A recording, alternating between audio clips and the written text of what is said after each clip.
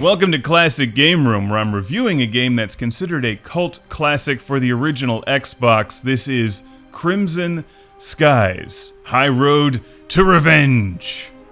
A great game, check this out.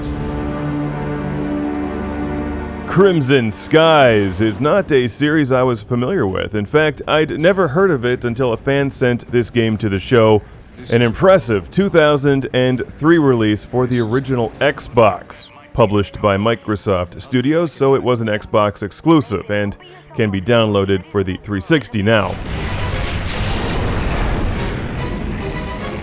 It's an arcade-style flight action game which has a lot in common with the awesome Star Wars Rogue Squadron series, except this takes place in an alternate vision of the past, the 1930s, where sky piracy makes for a far more exciting alternate history than the actual Depression. Who wants to be out of work and hungry while rich people try to run you over in Duesenbergs when you can be a sky pirate blowing up enemy bandits with a wide array of fabulous aircraft that never actually existed? As far as I know, this is the second Crimson Skies video game. The first one was on PC in 2000. It has a familiar format. You hop into various airplanes, complete missions, blow up bad guys, fight end bosses, and collect things for money that you spend on airplane upgrades. With cash earned, I installed an 8-track player and shag carpet. I like my feet and ears to be comfortable when blowing up enemies.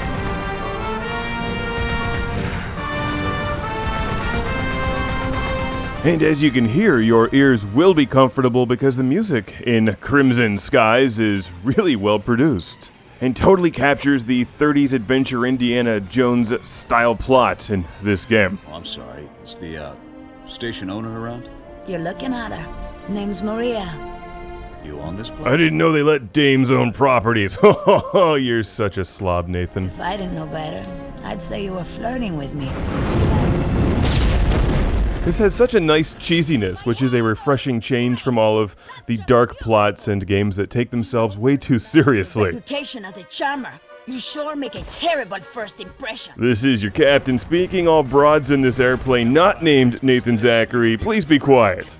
I need to concentrate on blowing up a lot of enemies on my way to finding some kind of giant weather weapon, which I'm pretty sure was in an episode of G.I. Joe. I can use a repair shop out now. He couldn't count to 20 without taking his shoes off. After doing some research, as I understand it, Crimson Skies did not sell terribly well, which is part of the reason it's a cult classic, because it is really good and deserves some recognition for being an excellent game. It's a lot of fun to play. It controls extremely well, and it looks great. On the big screen, this is the original Xbox game being played on an Xbox 360. It also sounds good, and has nice environments that are fun to explore and larger than you might expect from a 2003 game with airplanes. And helicopters and lots of gun turrets. This also has some multiplayer options, which I was not able to test for this review. I played the single-player campaign and thoroughly enjoyed it. There's a nice variety of missions. Everything from blowing up waves of enemy airplanes and giant zeppelins to taking out trucks on the streets in Chicago, my kind of town that has bars only accessible by airplane. As you collect planes throughout your career, they'll be added to your collection in your home base, Zeppelin.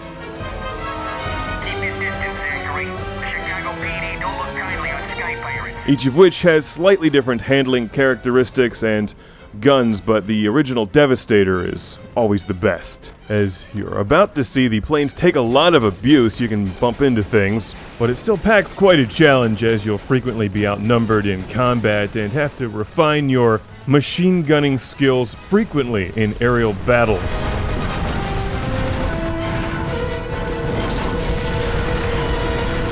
Crimson Skies: High Road to Revenge. Somebody must have enjoyed this series because there's even books and toys available. This is a game worth playing if you like other arcade-style flight games like Rogue Squadron or Star Fox. So a big thanks to our friend Laurie from Finland, who sent this game to the show. I'll highly recommend that you fly the Crimson Skies.